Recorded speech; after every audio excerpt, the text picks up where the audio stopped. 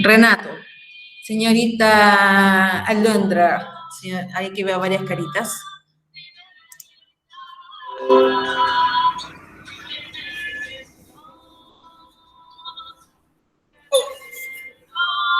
¿Para qué sirven los ejemplos en un texto argumentativo?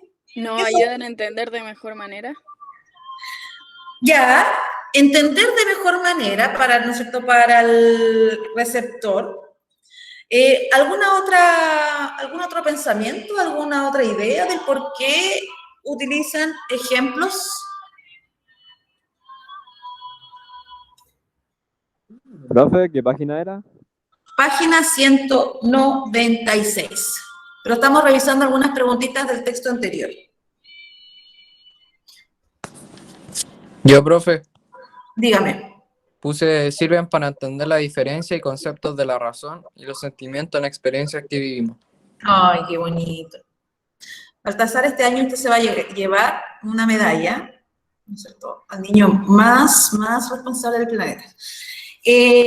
Sí, ya, pero vamos a utilizar un concepto que se atañe al tipo de estructura que estamos viendo.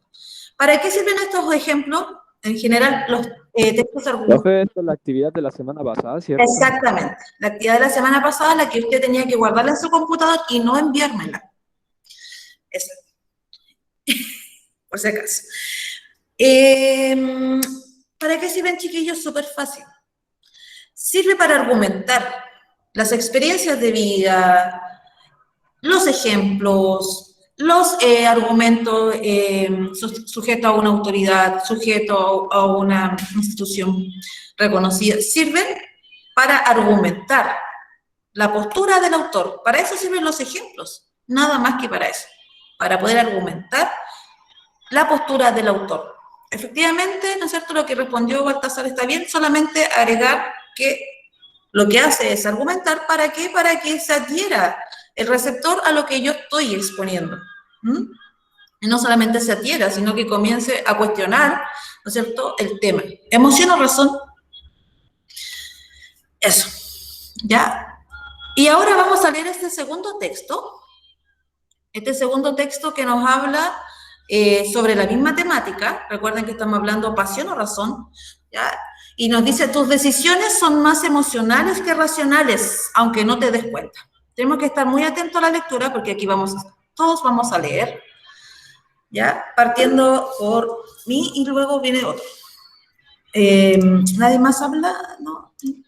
Hoy hay poca gente en este curso, no sé qué está pasando. ¿15 estudiantes? Dígame. Es que yo la semana pasada le mandé el trabajo de la semana 10, pero este lo tengo que incluir en el mismo Word. Sí, amor, en el mismo Word. En el mismo Word. Todo en el mismo Word, chiquillo, por eso le dije que lo guardaran, porque después, ¿no es cierto?, ustedes distribuyen solamente las preguntas, porque la clase pasada ustedes tenían que haber hecho, si es que lo hicieron, la pregunta 2 y 3. Y habla cuál es la postura, cuál es la opinión que sostiene el autor y de qué forma, la justifica. ¿Ya? Justificar son los argumentos que sostienen la postura del autor. Y hay una de esas son los ejemplos. Eso lo ocupa para poder sostener lo que está afirmando.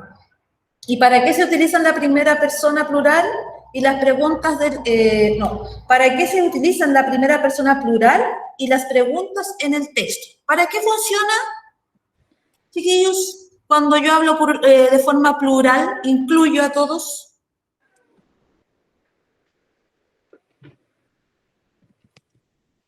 Para incluirnos. Para ser parte del discurso que él está dando a conocer, para sentirse partícipe. De hecho, cuando uno dice, nos vamos, diciendo que yo no voy, pero de por sí, ¿no es cierto?, me siento participante de ello. Entonces, para excluirme a mí, para incluirme dentro del discurso, por eso lo utiliza. Y el otro punto era, ¿y las preguntas? ¿Para qué sirven las preguntas? Yo puse que las preguntas se utilizan para reflexionar y evaluar el contenido del texto. Muy bien, exactamente. Para eso son las preguntas. Netamente para que el receptor reflexione. Son preguntas retóricas. Son las preguntas que no se las va a responder él, Usted tiene que responderse las preguntas, ¿no es cierto?, de acuerdo al avance de la lectura. Usted va avanzando y se va respondiendo inmediatamente esas preguntas que este autor, ¿no es cierto?, insertó en su discurso. Excelente, vamos súper bien, chiquillo, como avión. Por lo tanto, vamos al texto 2, que habla sobre tus decisiones son más emocionales que racionales, aunque no te des cuenta. ¿Quién lo escribe? Sergio Parra, por lo tanto, es otro artículo que tiene una estructura a lo igual que la que leímos en la clase pasada, es un artículo de opinión. Hola, Anaís. Y vamos, esta imagen que vemos aquí, chiquillos, ¿qué emoción transmite la mujer en la ilustración? ¿Qué emoción transmite al verla? Véanla bien, observen su entorno, observenla a ella. Empezamos con... Señor Calderón, entre a la hora, por favor. Gracias.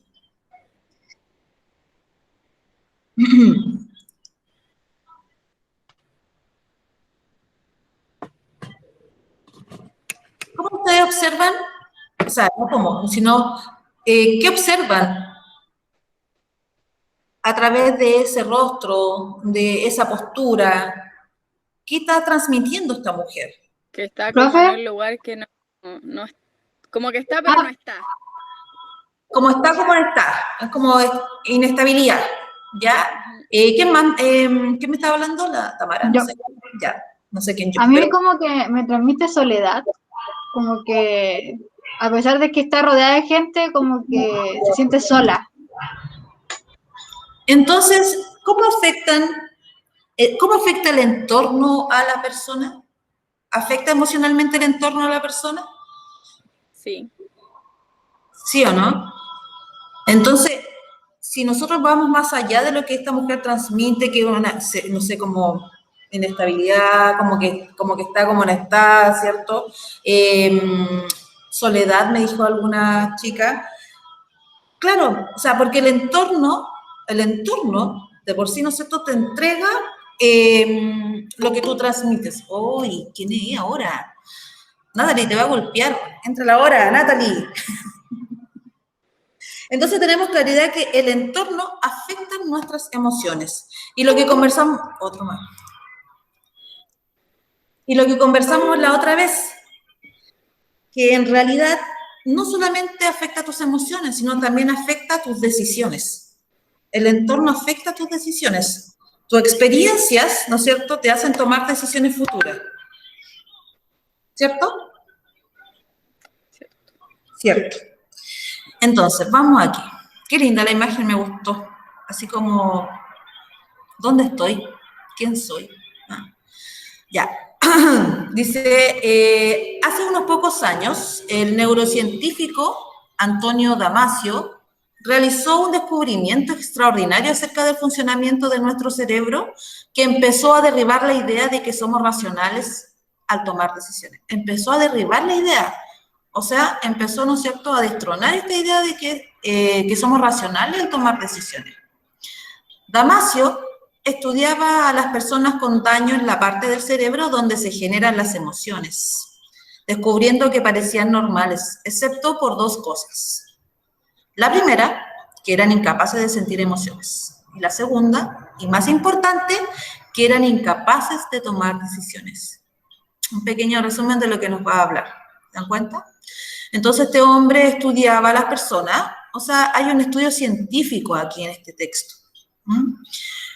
que nos dice que con daño en la parte del cerebro donde se generan las emociones, descubrieron que parecían normales, excepto por dos cosas. Descubrieron que parecían, pero parece que no eran tan normales. La primera, que eran incapaces de sentir emociones estas personas que tenían un daño en su cerebro.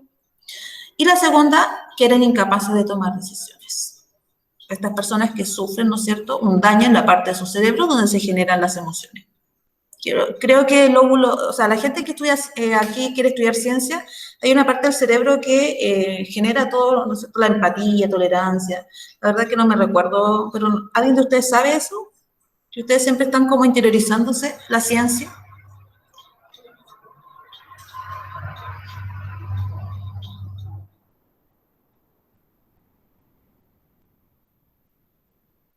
¿No? Ustedes que son tan científicos, Adán, Renato, señor Calderón. Bueno, estudienlo, porque hay una parte del cerebro que solamente, ¿no es cierto?, ejecuta las emociones. ¿Alguien habla? No, alguien no habla. Ya, entonces, señorita Constanza Castañeda, léame nuestro primer subtítulo, este primer párrafo. Ya. ¿Todo lo que está ahí? Sí, por favor, amor. Ya. La ilusión de la lógica. Los pacientes de Damasio eran capaces de describir lo que deberían hacer en términos lógicos. Sin embargo, resulta muy difícil tomar incluso las decisiones más simples, como qué comer. La cuestión es que hasta las decisiones más simples pueden tener pros y contras, como optar de forma relativamente rápida por la que tiene más pros que contras. En este punto es como entran en acción en las emociones, a fin de que sigamos adelante y no nos quedemos paralizados en largas ponderaciones. Gracias. Entonces hay una pregunta. ¿Cómo optar de forma relativamente rápida por la que tiene más pros y contras? Nos dice ahí. Y aquí en este punto, en los pros y contras, nos dice, es cuando entran en acción las emociones, en fin de que sigamos adelante, dice. No nos quedamos paralizados en las ponderaciones. Es muy importante ir, ¿no es cierto? Recuerden, el que tiene el texto en papel, vaya subrayando, vaya, ¿no es cierto?, rescatando ideas, vaya también colocando en círculos palabras que no conozca. Vamos aquí. Sergio Parra, que es el escritor, ¿no es cierto?, de este texto, ¿sí? Sí, Sergio Parra, disculpe. ¿Ya? Escritor de crónicas de viajes, artículos de divulgación científica. Cuando son artículos de divulgación científica nos quiere decir que llega a todo público de divulgación. Nos llega a todo público porque de por sí no se coge un tema y no usa tantos tecnicismos, ¿no? Así como los textos que son especialistas, ¿ya? Es editor y divulgador de ciencias, por lo tanto él se enfoca en esa área, la ciencia. Tenemos aquí unas palabritas, vocabulario, y continuamos. La ilusión del debate, otro subtítulo. Por estas mismas razones, debatir con otra persona, sobre todo de espectro ideológico opuesto, acostumbra a ser improductivo y profundamente desalentador.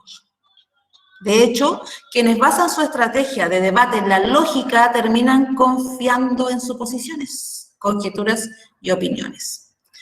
Si mi argumento es lógico, entonces el otro no puede discutirlo y está obligado a aceptar mi forma de pensar. El problema es que no puedes asumir que la otra parte verá las cosas a tu manera, si no está emocionalmente implicado. ¿Qué tan cierto dice este caballero? Ya, vamos a la pregunta número 1. Primero, ¿se dan cuenta que aquí tenemos una palabra que está, ¿no es cierto?, destacada? Eso es un marcador textual. Es una marca textual en el cual me indica, ¿no es cierto?, que me va a explicar las razones de lo que acaba de decir acá arriba. Lo que acaba de decir, que hay pros y contras, me hace una pregunta, ¿no es cierto? También me va a hablar sobre que este punto es cuando entran en acción las emociones, y aquí me responde. Porque por esta razón, por estas mismas razones, me dice que debatir con otra persona, ¿no es cierto?, se genera ahí una disyuntiva, y no es productivo para nada, es totalmente desalentador. Ya, de hecho, quienes basan su estrategia en este debate de la lógica terminan siempre, ¿no es cierto?, confiando en suposiciones, conjeturas y opiniones. Pasa mucho, ¿no es cierto?, en las discusiones ideológicas, como la política. No sé si ustedes han escuchado, pero, o si lo han sentido, en realidad se lo ha vivenciado, no sé si son muy jóvenes para poder a lo mejor llevar a ello, pero cuando una persona, ¿no es cierto?, tiene una ideología política bien fuerte, o sea, por ejemplo, no quiero irme como, vamos a ponerle el rojo, y el otro también es rojo, ¿ya? Y comienza de cierta manera a persuadirlo para que sea más rojo. Obviamente que ahí se tranza la emocionalidad, Y por lo tanto yo voy a creer en lo que él me dice, uy, me va a pintar las casas de todos colores, amarillo, ya. Entonces no se genera ahí un debate. Ahí es totalmente, ¿no es cierto? No, perdón. Ahí yo me caso con él, porque estoy asumiendo emocionalmente. Estoy asumiendo que a mí me gusta, por lo tanto yo le voy a creer. Pero ¿qué pasa cuando el rojo pelea con el verde? Y discuten. No, es que yo soy mejor y tú no. Totalmente improductivo porque son tan extremos que la verdad que no van a llegar nunca a un acuerdo. No sé si ustedes han visto algún debate en la tele cuando comienzan los candidatos a mostrarnos, ¿cierto?, su programa de trabajo. No sé si se han dado cuenta de eso, pero al fin y al cabo no llegan a nada a conclusión porque como que son tan tosudos que no transan, ¿no es cierto? ¿Y cuándo van a transar? Si es que efectivamente existe esta manera, ¿no es cierto? Si existe una emoción, si existe una simpatía. Recién va a transar. Pero mientras no. No sé si es tanta productividad como aquí dice este hombrecito. ¿Ya? Entonces, tenemos que tener claro que nos va a contar a través de esta marca textual por estas mismas razones. Ya nos dice que debatir con otra persona acostumbra a ser totalmente improductivo. Quienes basan su estrategia en esto, ¿ya? Terminan confiando en suposiciones, conjeturas y opiniones. Si mi argumento es lógico, entonces el otro no puede discutirlo, pero ¿por qué no discutirlo? Si está obligado a aceptar mi forma de pensar. Y ahí por eso se genera, ¿no es cierto?, desalentador. Porque no, si mi postura es así y tú tenés que creerme, oye, no, no creáis que porque tú crees que es lógico, yo también voy a creer que es lógico. ¿Ya? Y el problema, y es que está en negrita, el problema es que no puedes asumir que la otra parte verá las cosas a tu manera si no estás emocionalmente implicado. Por supuesto que no, jamás, jamás de los jamás. Entonces, la pregunta 1 dice, ¿de qué forma, queridos estudiantes, de qué forma influyen las emociones al realizar un debate? ¿Influyen las emociones al realizar un debate? Vamos a dar la vuelta, vamos a transformar la pregunta. Cuando una persona no está muy clara, yo creo que sí. Sí, por supuesto que influyen las emociones. Y aquí en este primer párrafo, nos está diciendo claramente, queridísima Alondra, ahí en negrita. El problema es que no puedes asumir que la otra parte verá las cosas a tu manera si no está emocionalmente implicado. Y cuando me imagino, ¿no es cierto?, a lo mejor por eso ustedes no tienen polerón de cuarto medio, porque me imagino que llegaron a una disputa tan grande, no, que ninguno, ¿no es cierto?, en este caso simpatizó con el otro. Ninguno emocionalmente se sentía comprometido a lo mejor con la persona que la llevaba dentro del tema del polerón. ¿Sí o no? Se genera esas cosas. Las emociones no funcionaron ahí. Por lo tanto, ¿qué es preferible? Dejar pasar, irse, aislarse. ¿O me equivoco?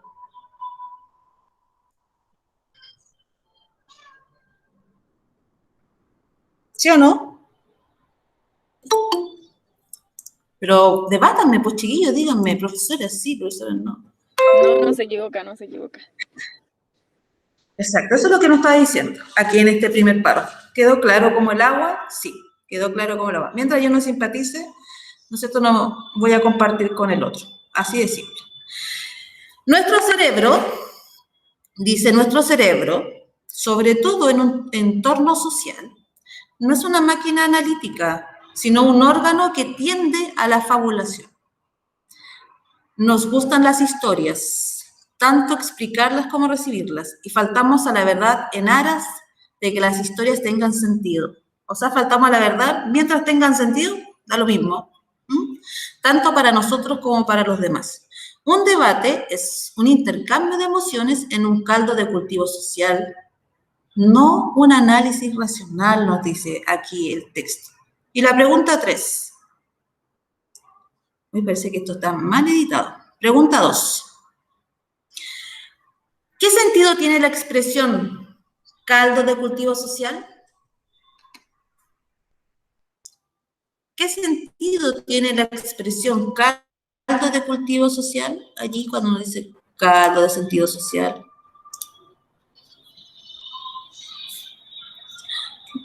se me fue el texto. Piensen, este lenguaje connotativo que nos pone aquí. Que hay distintas miradas acerca de un tema. ¿Qué hay? ¿Cómo? ¿Qué hay? Que hay Perdón. distintas miradas acerca de un tema. Sí, distintos puntos de vista acerca de un tema. Espérenme que se me perdió el texto. Ay, señor Dios mío. ¿De dónde me fui ahora? Perdón, chiquillos, pero está loco esto. Y mi mouse no baja más rápido. Ya. Vámonos al contexto de nuevo, al párrafo, para poder, ¿no es cierto?, identificar 193. Aquí. Ya. Dice, un debate es un intercambio de emociones en un caldo de cultivo social, no un análisis racional. Como dice ahí, porque hay distintos puntos de vista frente a un tema, ¿no es cierto? Y cuando, en este caso, cuando nosotros vamos a debatir, vamos a enfrentarnos, vamos a conversar, a dialogar sobre una polémica, ¿ya? Y ahí nacen, ¿no es cierto?, los diferentes puntos de vista. Y estos diferentes puntos de vista son a través de las emociones, yo expreso a través de las emociones. Cuando yo les digo chiquillas y chiquillos, que es un tema bastante manoseado, prostituido, pero hasta el día de hoy aún mantenemos esta controversia.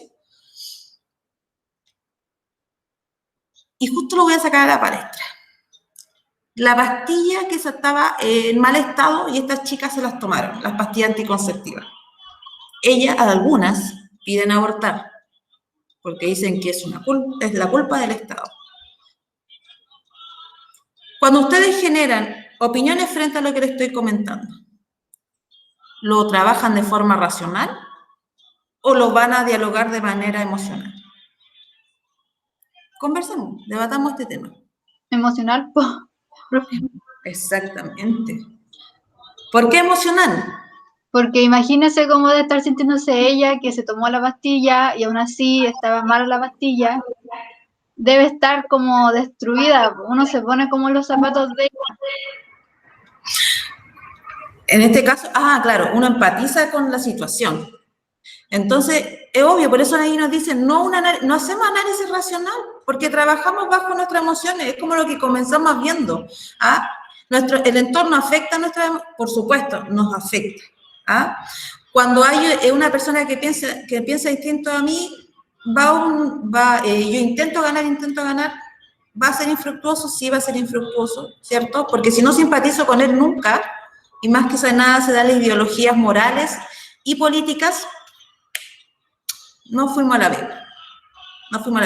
Es muy poco, no sé, yo nunca he visto un debate donde exista la objetividad. No sé si ustedes han visto un debate donde exista la objetividad. Exceptuando lo que se hace a nivel escolar.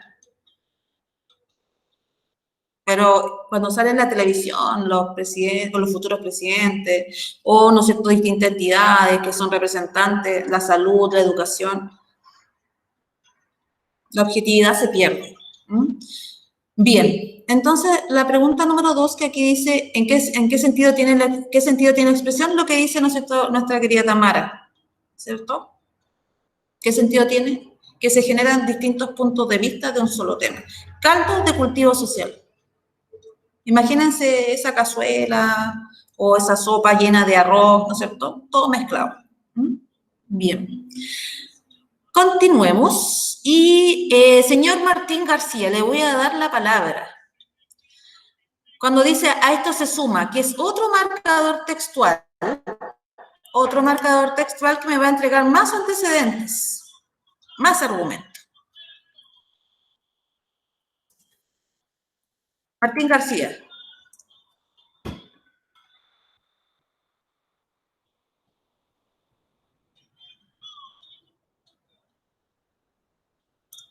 Vamos con el cri-cri. ¿Se da cuenta del por qué insisto con las cámaras? Profe, Martín dice que no le une. ¿Que no qué? ¿Qué Que va a dice meterse de Martín? nuevo. Que no se puede unir, ¿Adán? que va a meter de nuevo. ¿En serio? Chuta, Sí. ¿hay alguien que...? Ya, entonces, a ver, alguien parece que entró. Martín, porque a lo mejor Martín estaba... Sí, parece que Martín estaba entrando con otro, o está entrando ahora con otro...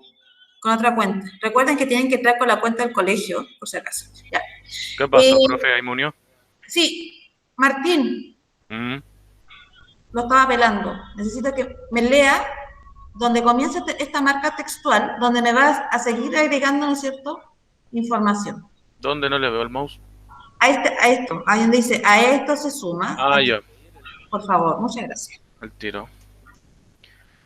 A esto se suma que todos, en mayor o menor medida, estamos lastrados por el llamado efecto Lago-Webern, como explica Katherine Schultz en su libro En defensa del error. Muchísimos vamos por la vida dando por supuesto que en lo esencial tenemos razón, siempre y acerca de todo, de nuestras convicciones políticas e intelectuales, de nuestras creencias religiosas y morales, de nuestra valoración de los demás, de nuestros recuerdos, de nuestra manera de entender lo que pasa. Si nos paramos a pensarlo, cualquiera diría que nuestra situación habitual es la de por sentado de manera inconsciente que estamos muy cerca de la omnisciencia. Por ello, cuando debemos negociar con la otra persona, ¿cómo? Hasta ahí, Martín. Vamos a resolver esa pregunta, la pregunta número 4.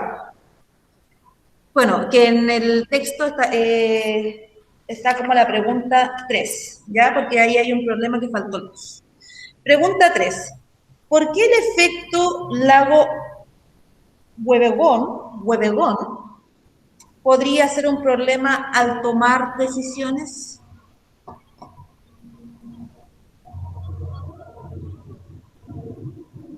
Porque Lean. uno puede tomar la decisión equivocada pensando que está teniendo la razón. Martín, ¿usted respondió? Yo, Adán. Ah, Adán, perdón. Que tenía la voz de mi mamá, Martín. ¿Cómo me dijo Martín? O sea, Adán, disculpe. Que uno, con ese efecto, uno podría tomar una decisión equivocada pensando que tiene la razón. Pensando que tiene razón. Perfecto. Entonces ahí estamos resolviendo por qué el efecto podría ser un problema al tomar decisiones, porque efectivamente, como dice, ¿no es cierto?, se disipa la razón y vamos manteniendo, ¿se dan cuenta que eso sigue sosteniendo el tema de la emocionalidad? ¿Ah? Seguimos con este eje, con la estructura. Si nos paramos a pensarlo, cualquiera diría que nuestra situación habitual es la de dar por sentado de manera inconsciente que estamos muy cerca de ser omniscientes, o sea, de estar presente en todo momento. Eso nos dice aquí en esta cosita del párrafo anterior. Muy bien, Adam. Y vamos aquí. Millaray, por ello. Por ello, cuando debemos negociar con la otra persona, resulta más eficaz la siguiente estrategia. Si puede lograr que la otra parte revele sus problemas, su dolor y sus objetivos no satisfechos, entonces se puede desarrollar una visión para ellos a propósito de problemas, encajando nuestra propuesta como la solución. Así no tomarán tu decisión porque tomarán tu decisión porque le hemos ayudado a sentir que le conviene hacerlo.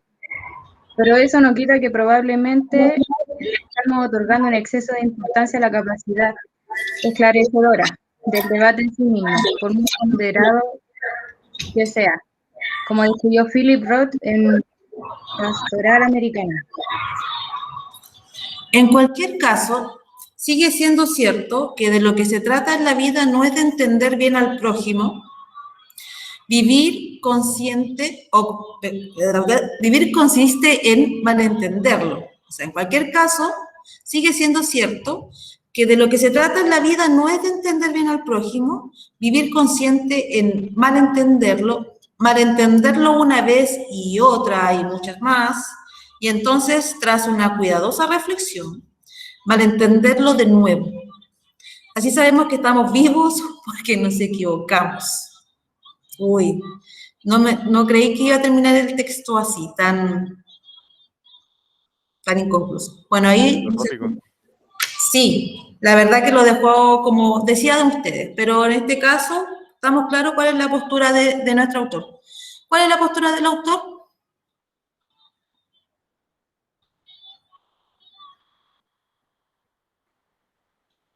¿Qué está defendiendo?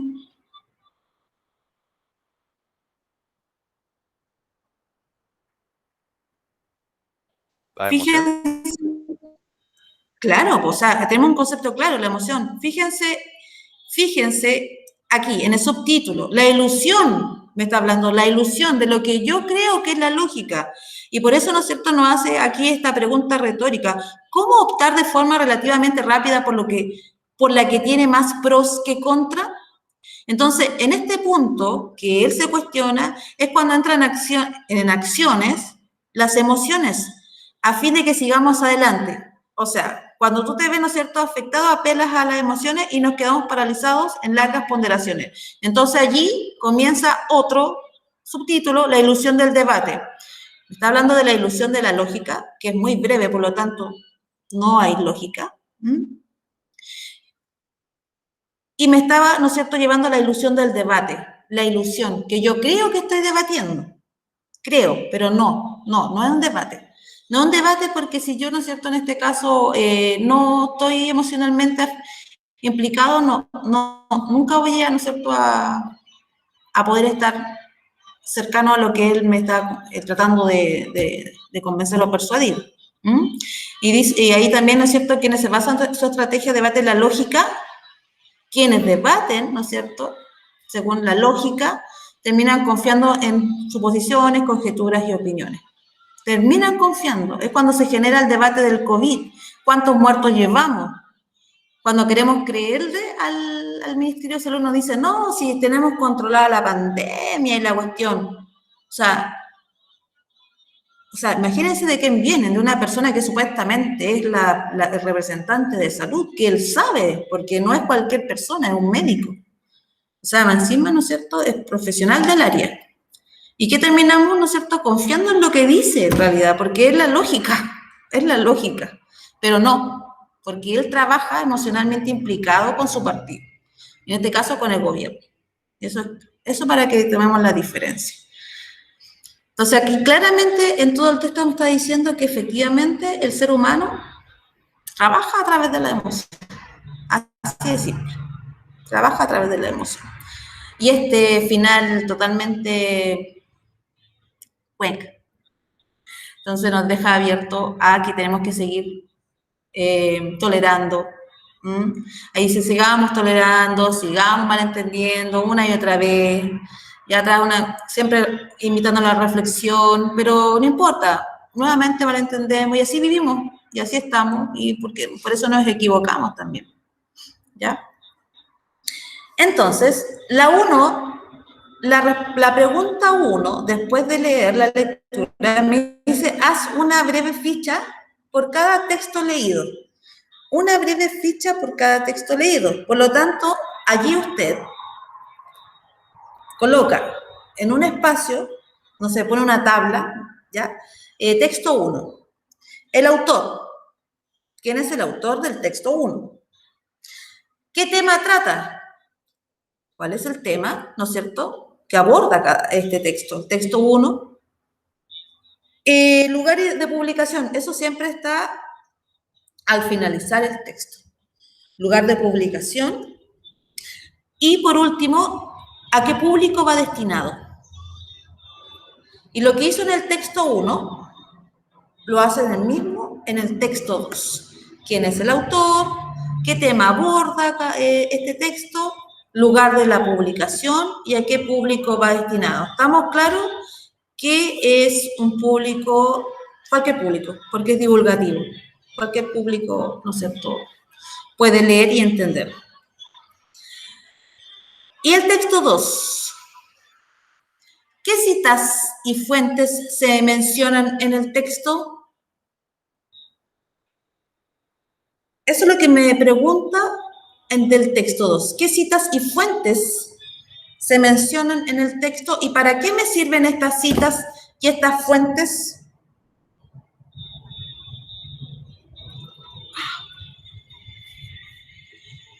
¿Qué citas aquí me están? Revisen su texto.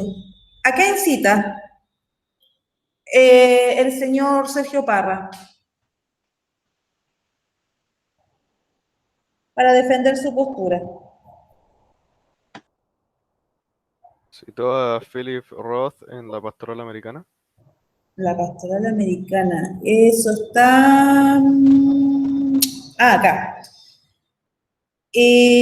Por eso no quita que probablemente le estamos otorgando un exceso de importancia a la capacidad esclarecedora del debate en sí mismo por una poder que sea. Como describió, ya, cita, ¿no es cierto?, a Philip Roth en Pastoral Americana. ¿Cuál otra cita más encontramos?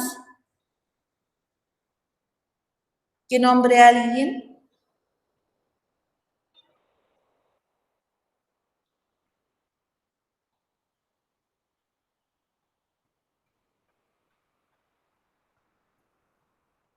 La de Katie Schultz, ¿se Sí, dice?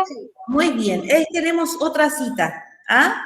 Como explica Katy, ¿no es cierto?, en defensa del error, 2 puntos, y me va a decir qué dice en la defensa del error. Perfecto, tenemos ahí 2 citas. ¿Y para qué me sirven las citas? Para tener como más argumentos a mi favor. Válidos. Argumentos sostenidos por personas, en este caso, idóneas al tema que él está tratando. Siempre cuando usted utiliza a un autor en su texto, le da, ¿no es cierto?, fidelidad, le da validez argumentativa. No así, cuando solamente, ¿no es cierto?, escribo, sin citar a nadie. Muy bien, excelente. Ya tenemos la respuesta 4. La respuesta 5. ¿En qué coincide y se diferencia el punto de vista de este artículo con el del texto 1? Ahí podemos, allá un poquito más de pensar, porque tendríamos que retroceder, ¿no es cierto?, o recordarnos qué dice el texto 1. ¿En qué coincide?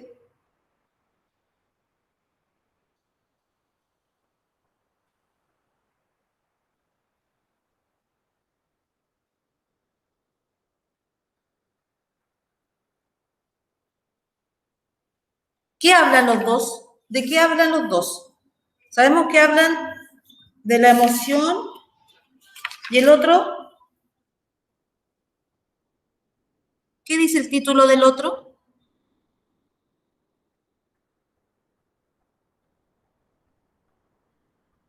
¿Qué dice el otro título del 2?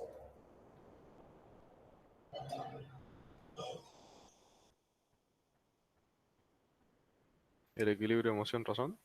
O sea, no, pues del 2. Tus decisiones son más emocionales que racionales. Ya, aunque no te entonces, en este caso, ¿en qué coincide?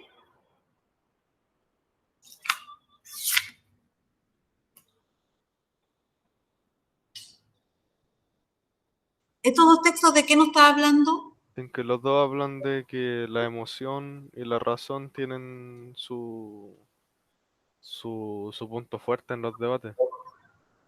Ya tenemos ahí, ¿no es cierto? Ya usted ahí se tiró a la piscina y dijo que la emoción y la razón, ¿no es cierto?, están dentro de un debate, dentro de la vida cotidiana, dentro de todo lo que hacemos, ¿cierto? Ahora desmenucemos. En el segundo texto, ¿qué destaca él? ¿O qué se nota? ¿Qué desprendo? ¿La razón o la emoción? La emoción. Exacto. Ya tenemos uno. Tenemos la emoción. Él dice que las emociones, ¿no es cierto?, sus decisiones siempre son más emocionales. Por lo tanto, el hombre trabaja bajo las emociones. Perfecto. Y en el primer texto, el autor destaca más a la emoción que a la razón, o los pone ambos como igual. Los pone ambos como igual, o ocupan equilibrio. Porque hay un equilibrio, pero de igual manera, ¿no es cierto?, coinciden en algo. ¿O no? Estamos hablando de la emoción. Y el primero también me dice que de cierta manera la emoción, ¿no es cierto?, funciona por arriba de la razón, y hay algún momento en que hay esta, como dice él, este equilibrio de diferentes procesos mentales. Por lo tanto, me pone la emoción como no sé cómo decirlo. Me pone la emoción como parte, ¿no es cierto?, del equilibrio del ser humano también. ¿Ah? Entonces tenemos aquí que en el primer texto sí me habla de la emoción totalmente, o sea, entregado a la emoción. Él dice que uno trabaja bajo la emoción, que no se puede discutir, ¿ya? Sino, o sea, nadie va a ganar adherentes si no está casado con el pensamiento, etc. Entonces la emoción es algo que me habla. También en el texto 1 me habla de la emoción, me dice que hay un juego allí que yo, ¿no es cierto?, sobrepongo la emoción de la razón. Sí, entonces ahí hay un vinculante. Ambos me hablan de las emociones. En cambio, ¿no es cierto?, ¿qué dice de la razón en el primer texto? ¿Qué dice de la razón en el segundo texto?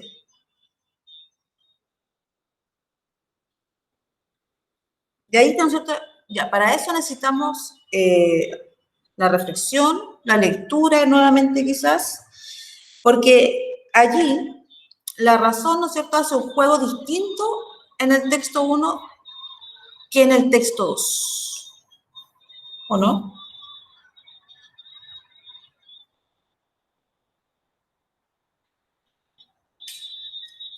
¿Sí o no?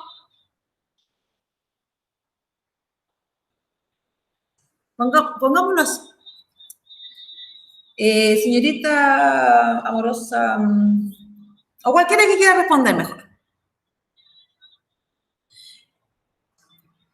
En el primer texto, que es del señor Ignacio Morgado, ¿qué me dice de la emoción y de la razón?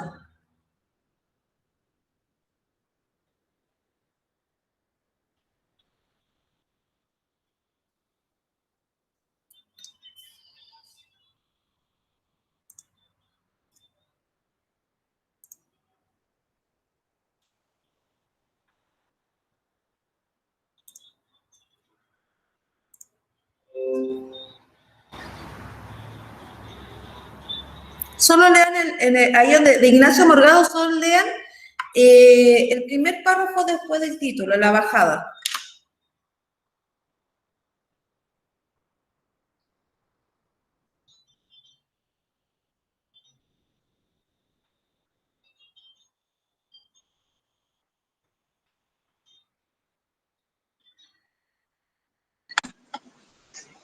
El que está abajo de equilibrio, emoción y razón, ¿o no? Sí. Ya, ¿lo leo nomás? Bueno. El mal llamado equilibrio emocional no consiste tanto en victorias o imposiciones racionales, ni en la represión o el control de las propias emociones, como en el encaje o acoplamiento entre nuestras emociones y nuestro razonamiento, o sea, en un equilibrio entre diferentes procesos mentales. Muchas gracias, señor Kevin. No, que yo estoy de la cuenta el Kevin. Señor. Gracias, señor Renato Farfán. Ya, entonces, ahí dice, o sea, es decir, es un equilibrio entre diferentes procesos mentales. Me mantiene, ¿no es cierto?, lo que dice el título, el equilibrio emoción-razón. En algún momento del texto me dice que, ¿no es cierto?, ahí estamos con la lucha constante de sobreponer esta emoción, ¿no es cierto?, que tratamos de sobreponer con otra emoción o con la racionalidad. Pero al final, ¿qué termina siendo? ¿Que la emoción le gana a la razón? ¿En el primer texto? Sí. ¿O no? No sé, pues dígame usted dónde dice eso.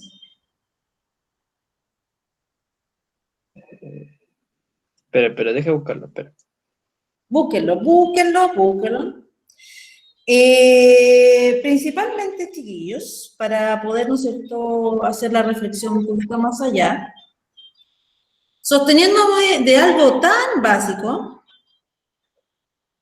del título y del último párrafo, del primer texto, dice así, título, el equilibrio emoción-razón, bajada, o sea, un equilibrio entre diferentes procesos mentales. Último párrafo del texto. Emoción y razón son procesos mucho más inseparables de lo que solemos creer. No podemos convertirnos en seres que anulan o aparcan sus sentimientos. Solo la inmadurez cerebral o la enfermedad pueden originar seres o comportamientos puramente emotivos o puramente racionales. Y solo el equilibrio emoción-razón garantiza el bien de las personas. Entonces, ¿en qué coincide? ¿En qué coinciden los dos textos? Recién lo dijimos. ¿En qué coincide?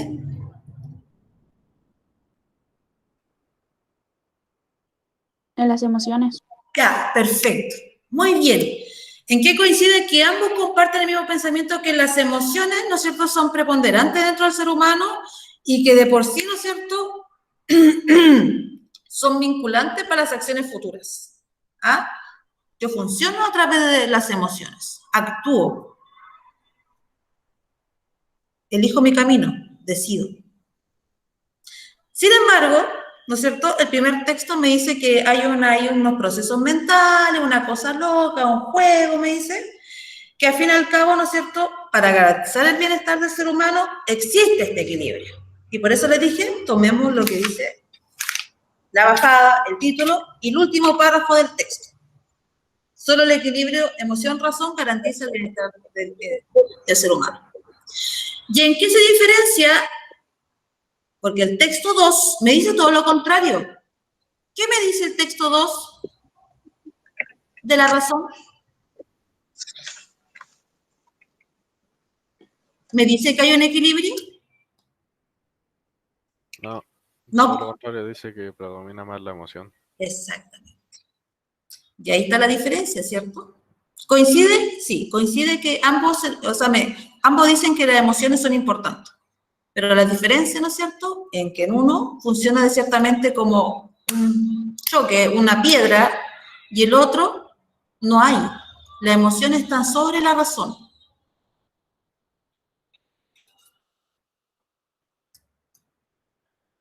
Es mucho más importante. ¿Se dan cuenta? Así es fácil. Perfecto, Irijillo. Y ya respondimos todas las preguntitas.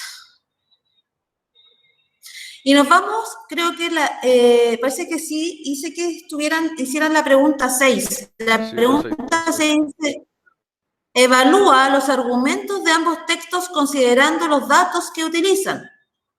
Luego, decide cuál de ellos es de mejor calidad argumentativa. Mejor calidad argumentativa. Y para que ustedes no queden como, ¿what? ¿Qué? ¿Qué what? ¿Ya? Ustedes aquí.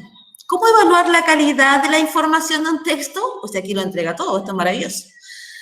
Una forma de contrastar la calidad de la información en ambos textos es evaluar los argumentos utilizados. Por ejemplo, ambos textos coinciden en la importancia de los sentimientos en la acción humana. Está mal lo que nos craneamos y ahí estaba. Coinciden en la importancia de los sentimientos en la acción humana, pero difieren en la justificación. O sea, difieren en los argumentos. El argumento de mejor calidad argumentativa incluye mayor cantidad de elementos que permiten validarlo. Y acá tenemos dos ejemplos. Texto 1, que es la tesis. Miren a dónde apunta. Dice, la tesis es, los sentimientos tienen más fuerza de la que podemos imaginar y determinan la mayor parte de nuestra conducta. Eso me dice que es la tesis. Y en este caso, ¿cuál es el argumento? El argumento se basa en situaciones cotidianas, que son los ejemplos que nos da el texto 1. Elegimos a la pareja de la que nos enamoramos, aunque nos convenga, nos empecinamos en nuestras opiniones y apuestas, incluso cuando sabemos que no están justificadas. Todo lo contrario con el texto 2. El texto 2, la tesis, las emociones actúan a fin de que sigamos adelante y no nos quedemos paralizados. ¿Y cuál es el argumento? El argumento es mucho más científico. Damasio descubre que eran incapaces de sentir emociones y eran incapaces de tomar decisiones. Las decisiones más simples pueden tener pros y contras. Porque Damasio no escribió el libro, no escribió el texto, lo escribió Sergio Parra, sino que él cita a Damasio. El argumento plantea que las decisiones presentan una disyuntiva. ¿Se acuerdan que era una pregunta que se generaba al inicio? Ya, una disyuntiva, pues encierran aspectos negativos y positivos. Además, presenta antecedentes científicos que demuestran la relación entre sentir y decidir. Allí nos dice, Damasio realizó un descubrimiento, ¿no es cierto? ¿Se acuerdan de que la persona que no tenía este lado del cerebro muy desarrollado no demostraba emociones, etcétera? Es una mirada científica y de hecho, ¿no es cierto?, él coloca, expresa esta investigación, colocando, ¿no es cierto?, a Damasio.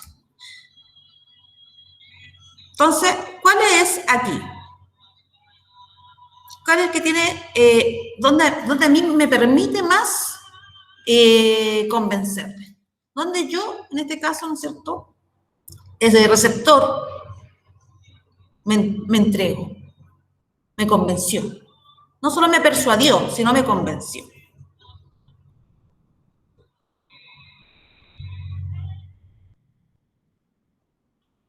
El 2 es más convincente. ¿Ah? El 2 es más convincente. Por supuesto. ¿Por qué? Porque cuando utiliza, chuta, me fui. Pero bueno, vamos ya a terminar.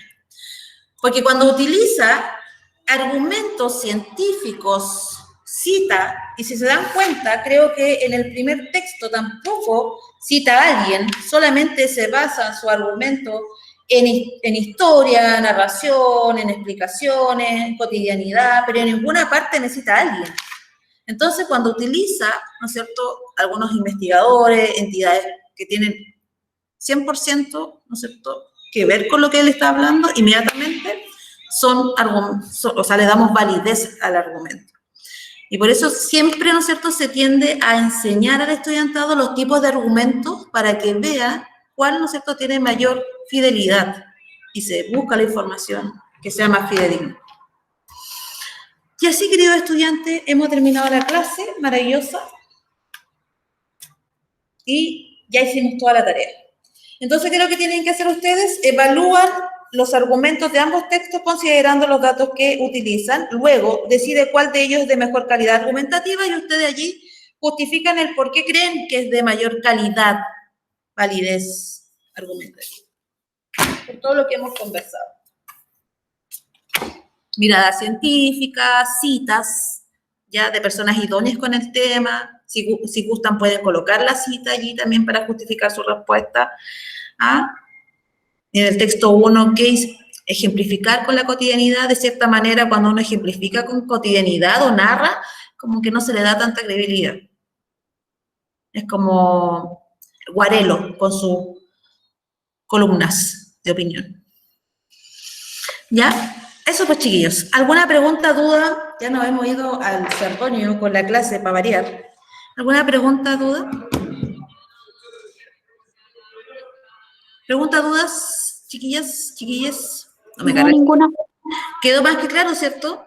Quedó hermoso. Ya, entonces, recuerden, pequeños y pequeñas, que nosotros tenemos asesoría. Fíjense bien en el plan de trabajo. Tenemos asesoría. Esto quiere decir que si usted no entiende algo, va en ese momento, se mete a mí, yo voy a estar ahí y me pregunta. Y me tienen que entregar esta tarea el viernes. Sí, yo también me tengo que ir. ¡Chao! Voy a parar. Chao, profe. ¡Chao! Chao, profe. ¡Chao, chiquillos! Chao, profe.